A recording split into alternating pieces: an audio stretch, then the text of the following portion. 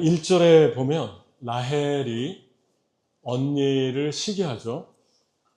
그래서 시기한 이유가 아이를 낳지 못해서 언니를 시기하게 됩니다. 그리고 남편에게 억지 소리를 하죠. 내가 아기를 낳게 해라. 그랬더니 남편이 내가 하나님이냐, 내가 어떻게 하나님을 대신하겠느냐. 그렇게 반응을 하게 됩니다. 이때 라헬이 여기서 그치지 않고 비라라고 하는 여종을 들여보내서 야곱에게서 아이를 낳게, 씨바지처럼 아이를 낳게 합니다. 그래서 처음 아들을 낳고 단이라 이름 지었는데 재판하신다, 그런 뜻입니다. 하나님이 나를 재판하신다, 판단하신다. 그러니까 내 억울함을 풀어주신다. 그래서 단이라고 짓고 또 아들을 하나 더 낳았는데 비라를 통해 납달리라고 이름을 짓죠. 하나님이 내가 경쟁에서 이겼다. 그래서 경쟁이라는 이름의 뜻, 납달리, 내가 경쟁에서 언니를 이겼다. 그렇게 이름을 붙이게 됩니다. 여기에 보면 라헬이 6절이죠.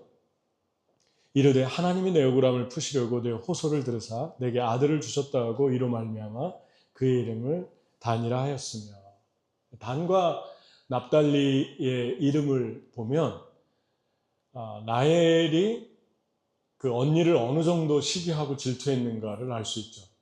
그리고 자기가 스스로 이름을 붙여서 내가 이제 이겼다, 그렇게 얘기할 정도로 유치한 그러한 반응을 하게 됩니다. 사실 라헬을 보면 라헬을 하나님이 사랑하지 않았다는 말을 성경에 기록해 놓고 있지 않아요. 그리고 라헬이 잘못한 것은 없습니다. 왜냐하면 아버지가 야곱을 일시키려고 품삯 대신 딸을 주죠. 그런데 라헬을 사랑하는 걸 알고 저녁에 몰래 레아를 집어 넣어서 7년 14년을 일하게 만들려고 한 것이지 아버지의 탐욕이었지 라헬이 잘못한 것은 없습니다. 그리고 야곱의 사랑을 받지 못하는 레아가 불쌍해서 하나님이 레아에게 먼저 자녀를 4명이나 주시게 됩니다. 그런데 그 과정 속에서 라헬은 자기 안에 깊은 어떤 거절감, 그 하나님에 대한 잘못된 생각에 사로잡혀 있는 것을 보게 되는데, 그 기준이 자식이었습니다. 이 당시의 통념은, 풍습은 자식이 없으면 베론이라고 그러죠. 그 하나님께 버림받았다, 저주받았다, 뭐 그런 사고방식을 가지고 있었는데, 그건 그 당시의 사람들의 문화고, 하나님은 결코 라헬을 사랑하지 않는다, 뭐 그런 말을 하신 적이 전혀 없습니다. 그러니까 라헬이 잘못 생각을 하게 되죠. 하나님에 대한 오해, 하나님의 사랑에 대한 확신이 없으면 시기하게 되죠. 질투하게 되고 경쟁하게 되고 쓸데없는 데 에너지를 쏟게 됩니다. 그 결과 인간적인 방법으로 무언가를 자꾸 만들어내려고 합니다. 왜냐하면 내가 사랑받지 못한다라고 생각하기 때문에 내가 사랑받을 수 있는 노력을 인위적으로 자꾸 창조해내는 거죠. 그래서 이제 이러한 모습에 대한 결과들이 나오고 있는데, 레아 언니하고 대조적입니다.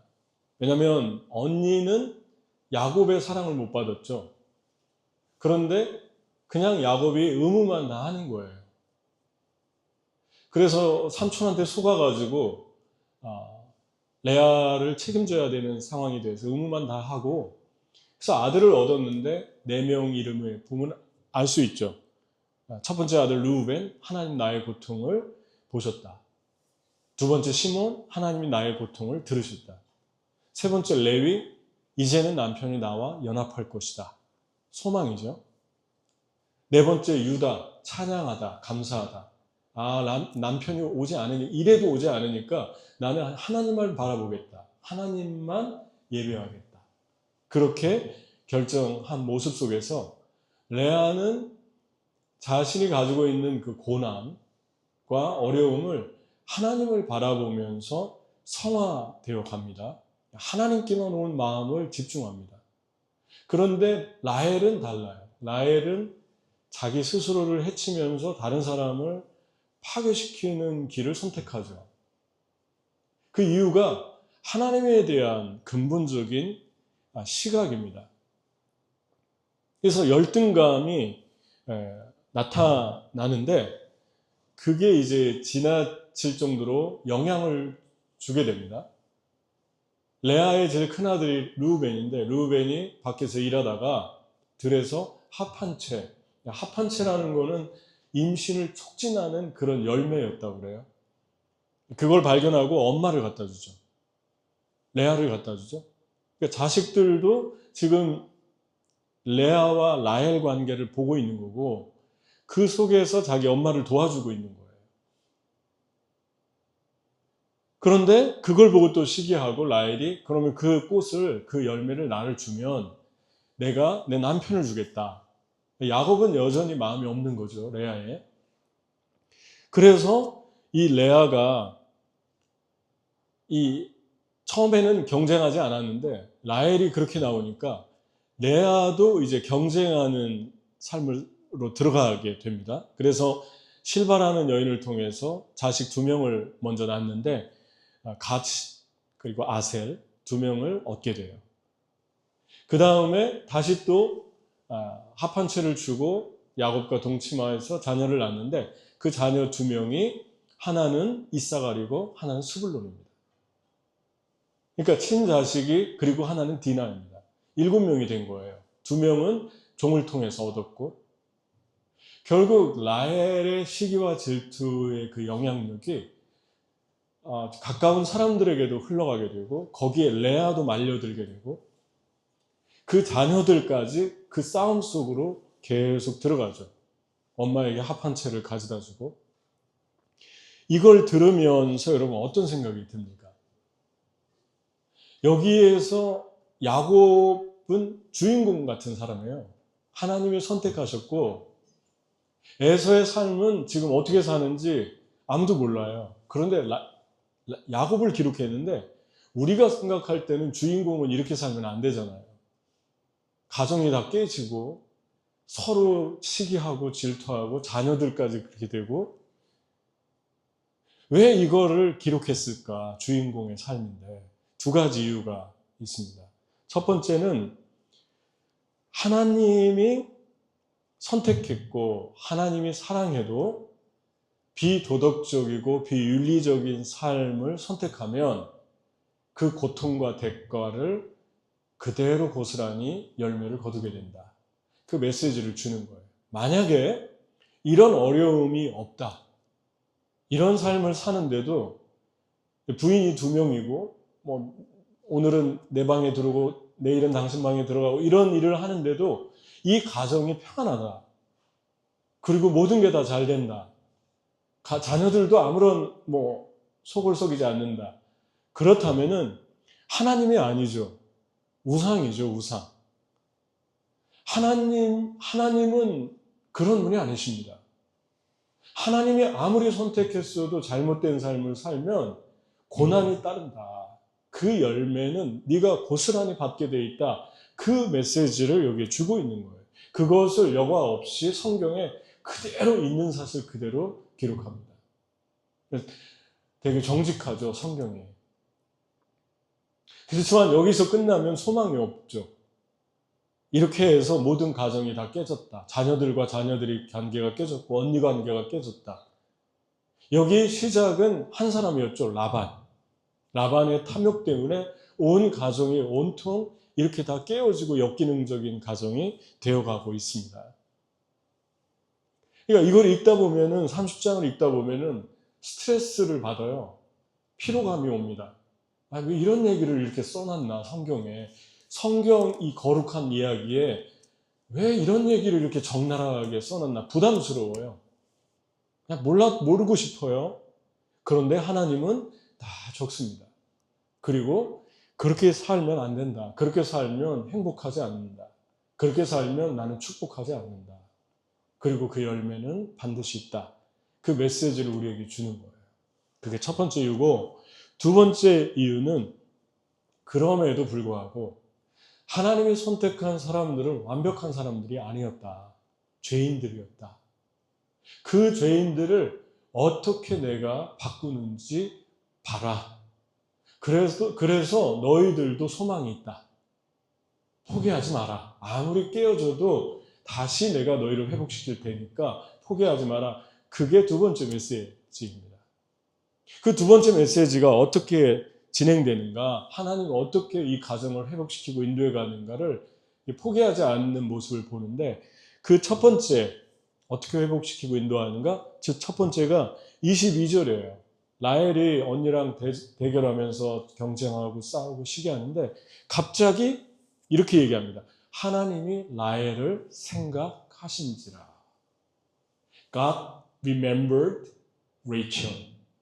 그렇게 얘기합니다. 하나님이 라헬을 생각하신다. remember, 과거를 썼는데 히브리어에는 과거, 현재 두 개밖에 없어요. 시제가. 그러니까 쉽죠. 근데 그 시제의 현재는 문맥에 따라서 미래도 되고 현재 진행형도 됩니다. 그렇지만 과거하고는 달라요.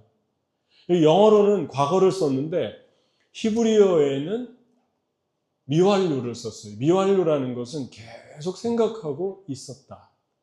하나님이 라헬을 계속 생각하고 있었다. 보르항 라헬 산찐. 산찐이에요. 산찐. 생각하고 있었다. 그러니까 하나님이 그냥 잊어버린 게 아니었어요. 라헬을. 그러니까 라헬은 그거를 전혀 잊고 살았던 것 같아요. 그러니까 자꾸 싸우고 경쟁하고 시기하고 혼자 힘들어하고 인간적으로 만들어내놓고 자기가 혼자 다 하는 거죠. 자기가 이겼다고 하고, 그리고 하나님이 주셨다고 그러고, 하나님 내 억울함을 들으셨다고 그러고. 그런데 그 내면 깊은 곳에서는 하나님이 요셉을 주십니다. 첫 번째 자녀예요. 라헬을 통해서 태어난 것은. 근데 요셉은 상징적인 것입니다.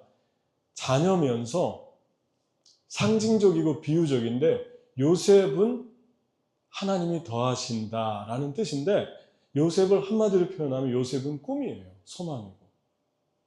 아무 이유 없이 하나님이 라헬에게 꿈을 준 거예요. 소망을 준 거예요. 다 꺼져가고 있는 집안에, 다 깨져가고 있는 집안에 갑자기 한 줄기 빛이 임했어요.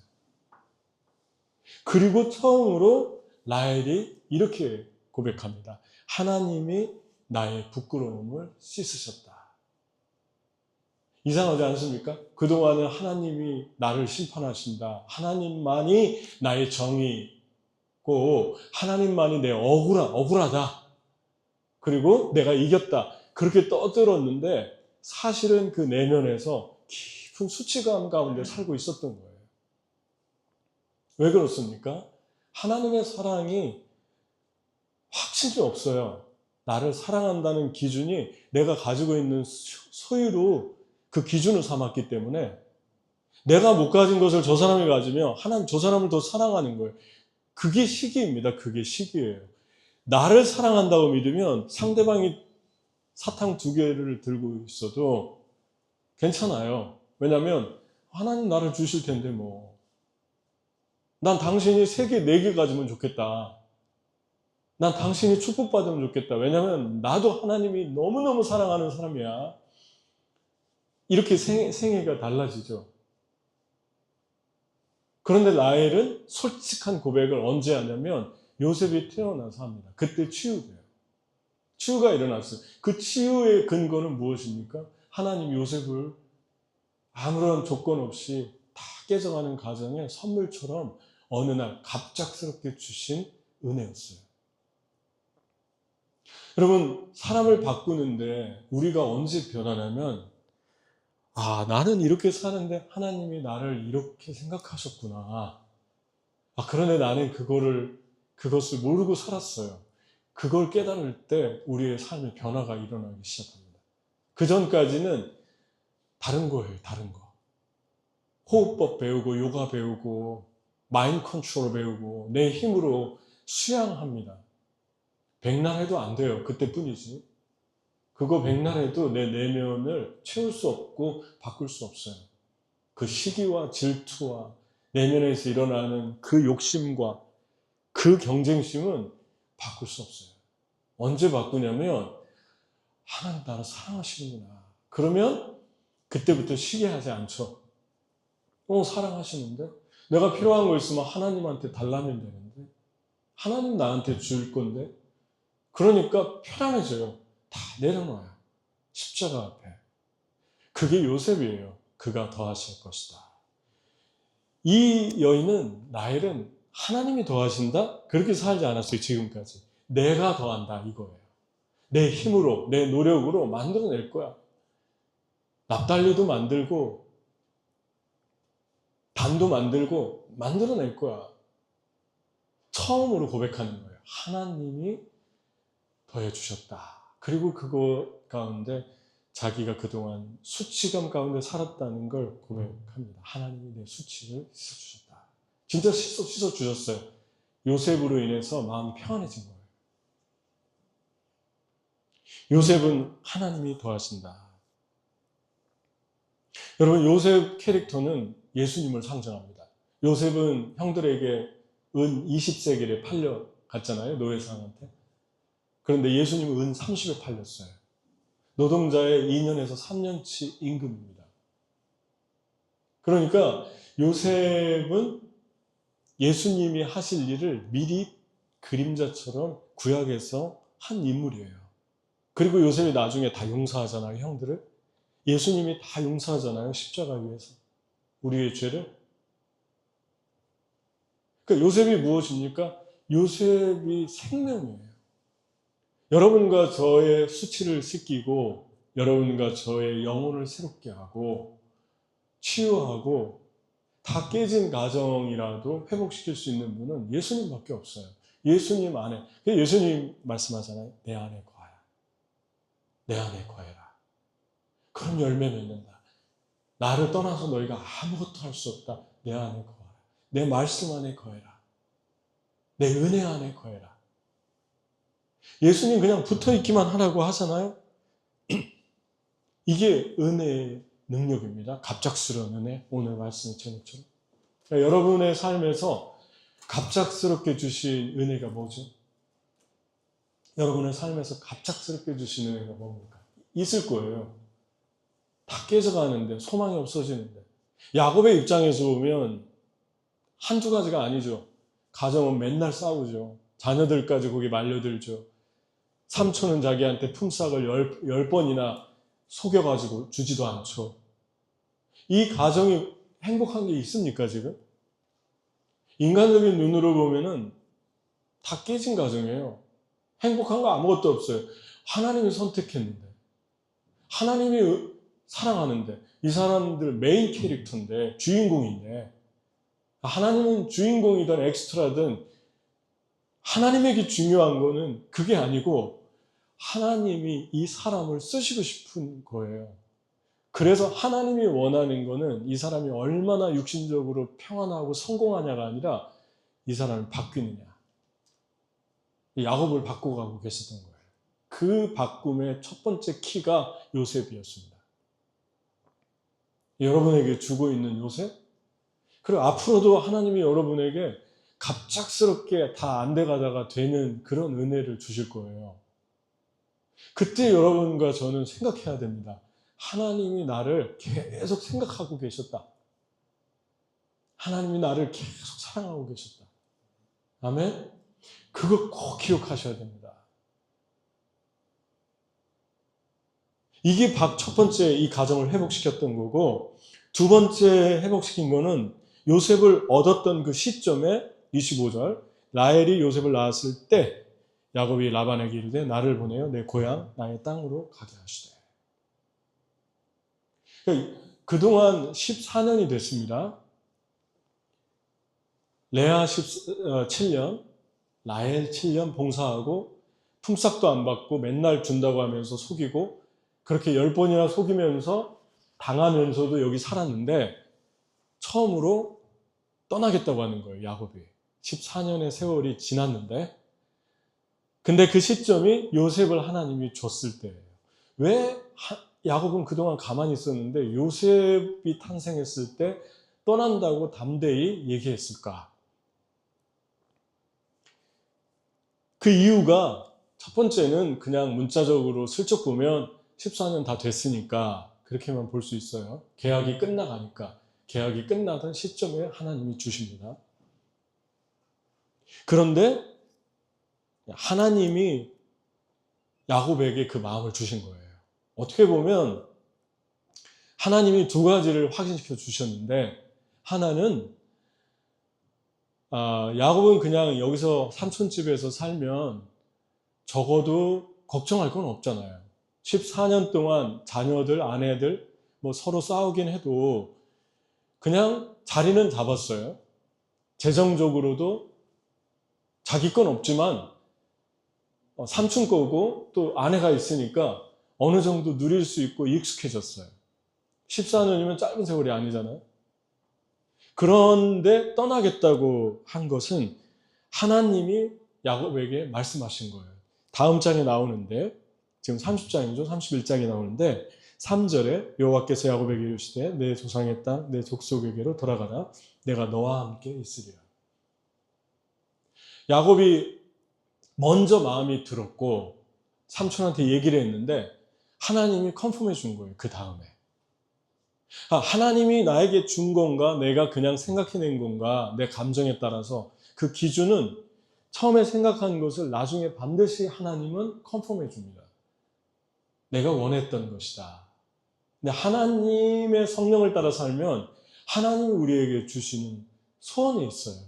그게 하나님 떠나라고 하는 거예요. 너무 편한데 그냥 살만한데 어떻게 보면은 에서가 복수를 기다리고 있고 새롭게 다 시작해야 되고 자기 거 가진 거는 하나도 없고 아내와 자식은 생겼지만 별로 아직 독립을 못한 상태입니다. 그런데 떠나겠다라고 결심했다는 것은 하나님이 야곱 안에 주신 소망이 있었던 거예요. 근데 그 소망이 무엇입니까? 야곱은 전혀 상상도 못했던 하나님의 계획이 있었는데 애굽으로 보내려고 그랬어요. 야곱에 가서 애굽 왕을 축복했습니다. 뭐 그런 거죠. 뭐 예를 들면 어디 저 시골에 살고 있는 다른 나라 뭐 저기 과테말라에 살고 있는 할아버지가 미국에 가서 대통령 앞에 섰는데 그 대통령을 축복하는 거죠. 내가 당신을 축복합니다. 그리고 그때로부터 요셉과 더불어 그들이 믿었던 하나님에 대해 알게 되고 홍해를 가르고 그리고 하나님께서 거기에 십대재앙을 내리고 우상의 헛것임을 보여주고 이런 일들을 그리고 이스라엘 백성을 구원하고 애굽 사람들에게 하나님의 영광 애굽 사람만이 아니죠. 온 세계가 다 알게 됐으니까 우리까지 성경을 통해서 그 일을 누굴 통해 하시려고 했냐면 야곱을 통해 하시려고 했어요. 그래서 하나님이 계속해서 야곱 가정을 이렇게 깨어진 가운데서도 계속 회복을 시킵니다. 여러분의 삶에도 여러분과 제가 소망이 거의 다 사라져 갈 때 갑작스러운 은혜가 임하잖아요. 하나님이 여러분을 통해서 하시고 싶은 놀라운 일들이 앞으로 있다는 것, 그것들을 생각할 필요가 있습니다. 하나님께서 이런 일을 준비하시는데 야곱은 거기까지 생각은 못하고 왠지 모험의 길이지만 불편하고 힘든 길이 되겠지만 내가 떠나야겠다. 한번 가봐야겠다. 그 마음을 하나님이 주신 거예요. 그래서 야곱은 결정합니다. 그게 요셉을 주셨을 때예요. 그러니까 여러분 하나님께서 새로운 길을 두 번째 열어주심으로 야곱의 가정을 회복시킵니다. 새로운 비전을 주는 거예요. 여러분과의 삶을 행복하고 아름답고 풍성하게 하는 건 하나님의 비전입니다.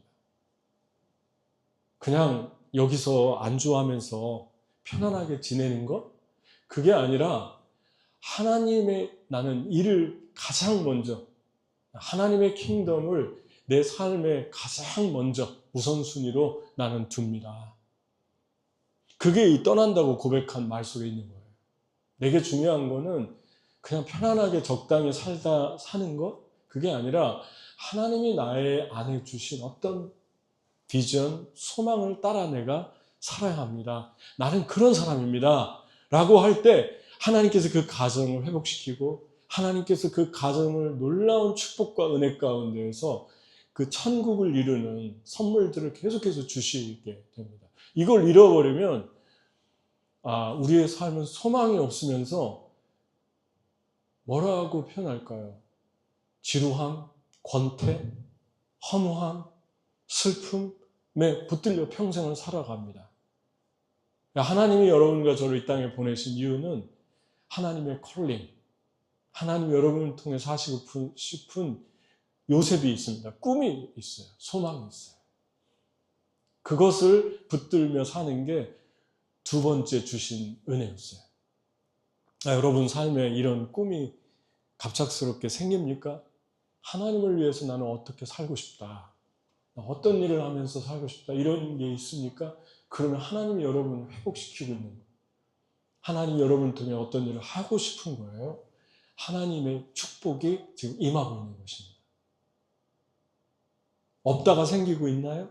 임하고 있는 거예요. 그 다음에 두 번째 확인을 어떻게 시켜주느냐. 불가능한 상황을 열어주십니다. 라반에게 얘기했더니 라반이 이렇게 얘기합니다. 27절. 내가 보기에 너 때문에 나를 축복하신 것을 내가 깨달았다.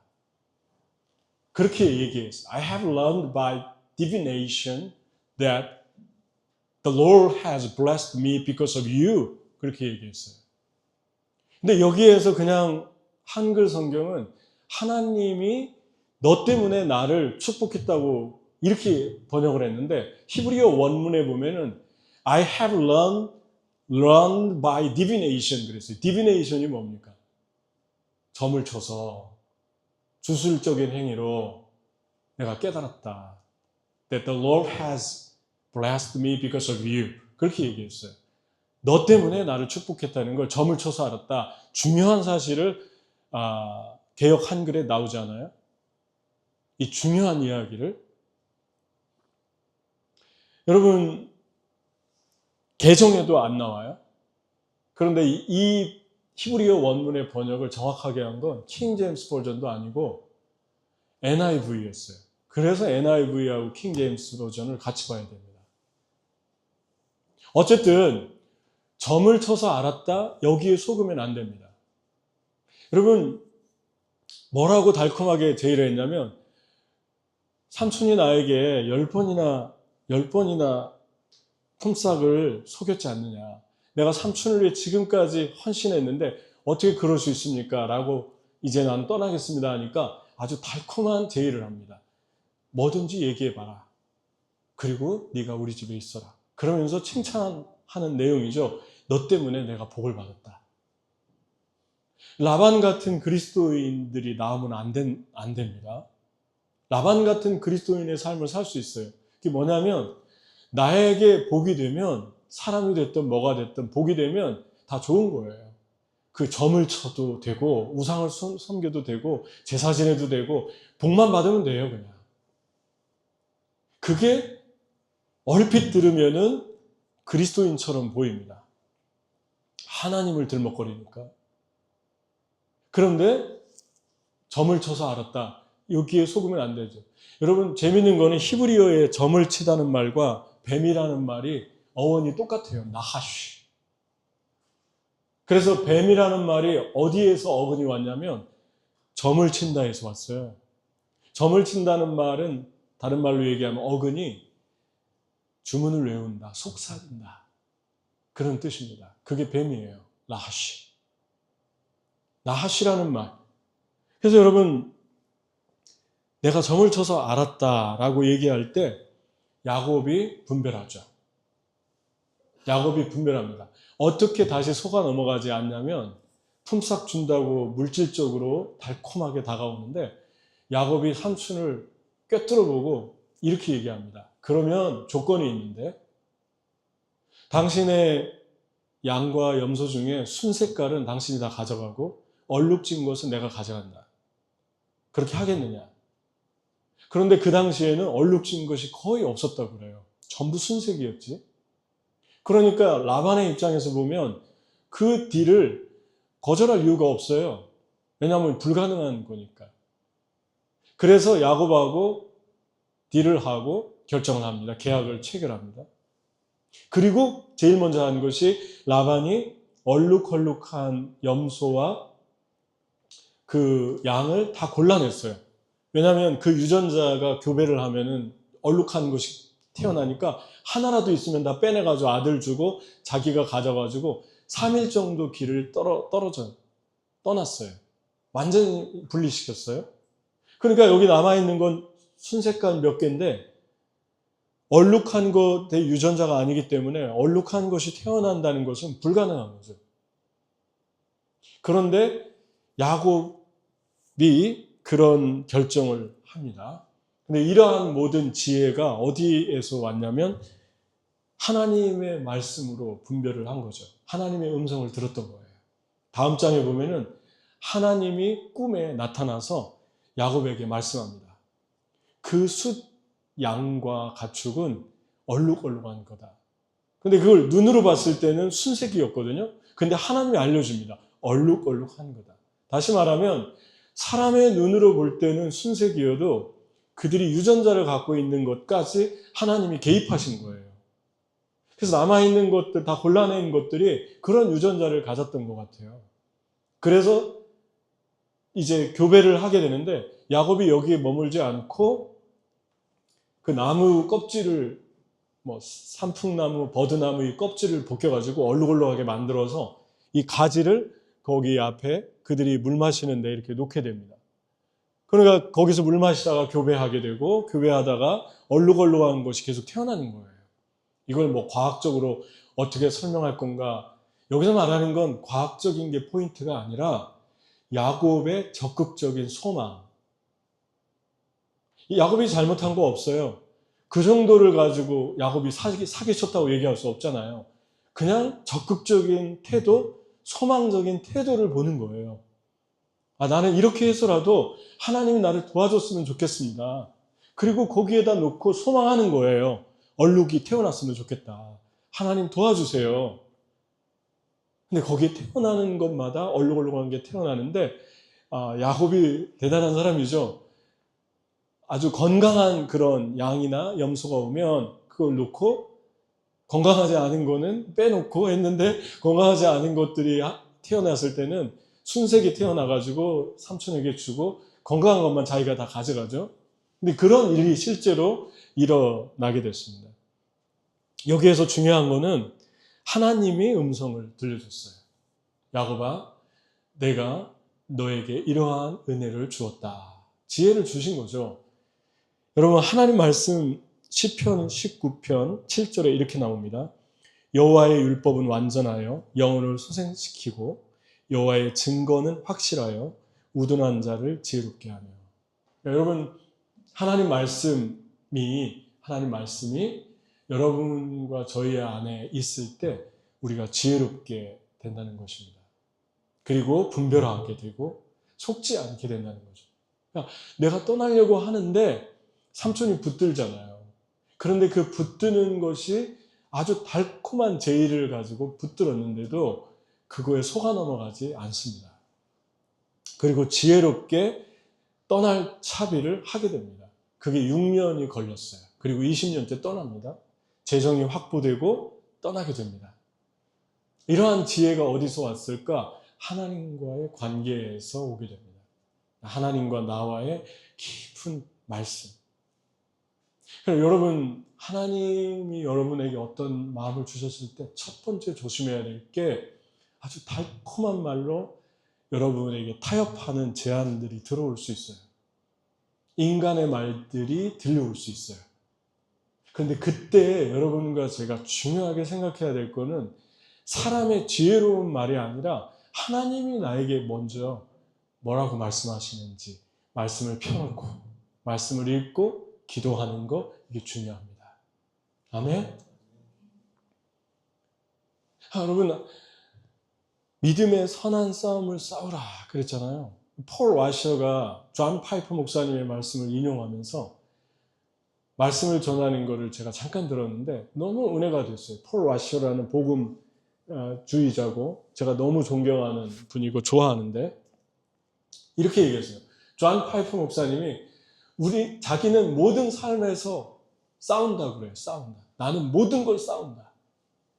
성경에 보면 믿음의 선한 싸움을 싸우라고 그랬잖아요. 성경 읽기 위해서 싸우고, 기도하기 위해서 싸우고, 거룩하게 살기 위해 싸우고, 절제하며 살기 위해 싸우고, 겸손하기 위해 싸우고, 다른 사람 사랑하기 위해서 싸우고, 모든 걸 싸운다. 너무 은혜가 됐어요. 믿음의 선한 싸움을 싸워라. 가만히 있잖아요. 우리 생각을 가만 놔두잖아요. 그러면 우리 생각은 다시 얘기하지만 중립이 없어요. 우리는 죄인이기 때문에 자꾸만 부정적이 됩니다. 자꾸만 근심과 걱정에 붙들립니다. 저도 마찬가지예요. 여러분도 그럴 거예요. 기도하지 않으면, 말씀으로 채우지 않으면 기울어져요.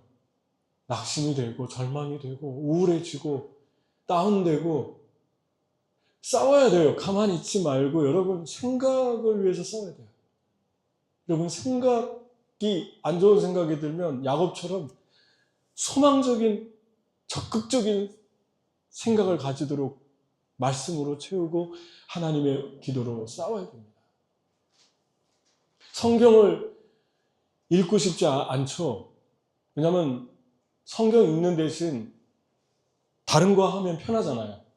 내 생각을 그냥 가만히 있어도 사로잡아 주는 거. 뭐 그런 거를 보면은 편하잖아요. 근데 성경을 읽으면 생각해야 되거든요. 마음이 찔리기도 하거든요. 그러니까 싫은 거죠. 그럼 싸워야죠. 성경 가만히 있는다고 읽혀지지 않습니다. 아, 내가 싸워야겠다. 내가 읽어야겠다. 의지적으로 읽어야겠다. 아, 기도 너무 하기 싫어요, 기도. 눈 감고 무릎 꿇어보세요. 얼마나 외로운지. 깜깜한 세상에 있고 싶습니까? 맨정신으로? 근데 눈 감고 무릎 꿇으면 너무 지루하잖아요. 그런데 하나님께서 무릎 꿇으라고 할 때 내 몸을 복종시키면 처음에는 내가 하지만 나중에 하나님이 나를 기도시키는 것을 체험합니다. 싸운 결과예요. 믿음의 선한 싸움을 싸우라. 여러분과 저는 다 똑같습니다. 아무리 대단한 믿음의 대단한 존경을 받고 역사의 기록이 남아도 다 싸운 사람들이에요. 하나님 나라 갈 때까지 다 싸운 사람들이에요. 내 욕심과 싸우고 정욕과 싸우고 탐욕과 싸우고 거룩하기 위해 싸우고 소망적인 생각을 갖기 위해 싸우고 하나님은 우리가 소망적으로 주님을 기대하는 거 너무너무 좋아하십니다. 아, 주님의 옷만 만져도 나을 것 같아. 이 생각만 가져도 좋아하십니다. 그래서 낫잖아요. 예수님의 옷을 만졌는데 피가 멈추잖아요. 하나님 너무너무 그런 소망적인 태도 좋아하십니다. 지붕을 뚫었지 않습니까? 못 들어가니까. 지붕 뚫어가지고 그냥 내리자. 주님이 책망하지 않잖아요. 잘했다. 저들의 믿음을 보시고. 그 믿음이 어떤 믿음입니까? 소망적이고 적극적이잖아요. 얼마나 소망적입니까? 야, 여기서 포기할 수 없다. 여러분, 하나님이 주신 지혜, 이 지혜가, 야곱에게 온 지혜가 하나님의 음성을 가장 인생의 프라이어리티로 두었을 때 주어진 은혜였어요. 여러분과 저는 사람의 조언도 듣고 훌륭한 사람의 말도 듣고 해야 되지만 가장 먼저 하나님의 음성을 듣고 말씀을 피워놓고 말씀을 읽으면 주님 말씀합니다. 여호와의 증거는 확실하여, 여호와의 말씀은 확실하여 우둔한 자로 지혜롭게 한다. 그러니까 여러분 지혜로워지는 거예요. 어쨌든 유대인들이 지혜로워지는 이유 중에 하나는 쉐마라고 그러잖아요. 교육이. 신명기, 창세기, 출애굽기, 레위기, 민수기, 신명기, 모세오경을 3살, 4살 때 통째로 다 외우게 만드는 게 교육이잖아요. 하나님 말씀. 그리고 그 말씀 가지고 묵상한 걸 계속 밥 먹으면서 나눕니다. 여러분 자녀를 그냥 성경 묵상하는 것만 가르쳐도 너무너무 똑똑해지고 명철해질 수 있어요. 성경을 그냥 묵상하는 거예요. 왜, 언제, 어디서, 누가, 무엇을 어떻게, 육하원칙에 따라서. 너무너무 명석해집니다. 논리적이어지고 지혜로워집니다. 여러분, 말씀을 마치겠습니다. 중요한 것은 사람의 눈으로 볼 때는 순색이지만 하나님은 거기에 개입하신다. 여러분, 여러분의 삶에 하나님이 떠나라고 하는 상황을 열어주실 때 2가지, 어떻게 확신하지? 2가지. 하나님이 준 소망은 내가 먼저 마음을 가져도 반드시 하나님이 컨펌해 주신다. 2번째, 하나님이 주신 소망은, 떠나라고 한 그 소망은 반드시 상황의 문을 열어주신다. 불가능해도 열어주신다. 준비시켜 주잖아요, 재정을. 어디서 재정이 들어오든지 들어오게 해주고, 떠날 수 있는 차비를, 사인을 보여주십니다. 완벽하게는 아니어도 어느 정도 보여주십니다. 이 2가지를 붙들고 떠나게 됩니다. 다음 주에 어떻게 떠났나를 한번 보죠. 적용을 하겠습니다. 오늘 말씀의 은혜는 갑작스러운 은혜입니다. 하나님의. 내 삶 속에 하나님이 주신 갑작스러운 은혜는 무엇인가? 지금 주고 있는 건 무엇인가?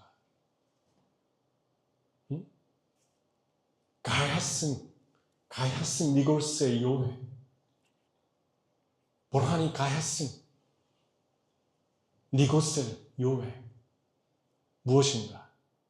하나님이 나에게 갑작스럽게 주신 은혜는 무엇인가? 산재가. 생각하십시오.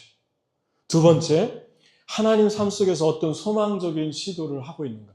하나님에게 여러분 어떤 소망을 보이고 있으세요? 삶에 적극적입니까? 적극적이세요? 믿음 안에서 사는 사람들은 소망적이에요. 그래서 내가 그냥 우울해지면 견디지 못해야 돼요. 하나님하고 연결되어 있으면 그렇습니다. 우울해지잖아요? 그러면은 내가 그냥 가만히 있고 싶지 않아요. 벌떡 일어나서 목욕을 하든가 청소를 하든가 아니면 어딜 나가든가 사람을 만나든가 아니면 열심히 일을 하든가. 여러분, 우리 안에 성령은 그런 분이십니다. 소망의 영이에요. 그래서 여러분과 제가 소망적인 행동, 믿음을 시도하는 그런 2026년이 되기를 축복합니다. 같이 기도하겠습니다.